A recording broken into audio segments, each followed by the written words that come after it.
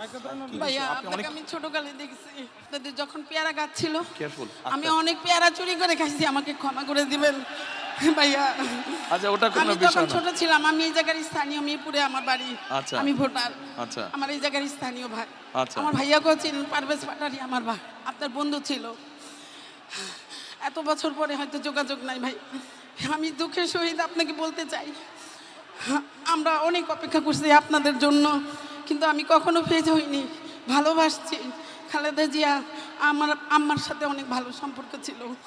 তখন আমার আম্মার বাড়ি 178 নম্বর উত্তর ইব্রাহিমপুর। স্বৈরাচার সাচ্চু আমাদের বাসার 20 ফিট জায়গা দখল করে নিয়ে গেছে, অনেক জায়গা দখল করে নিয়ে গেছে সাচ্চু।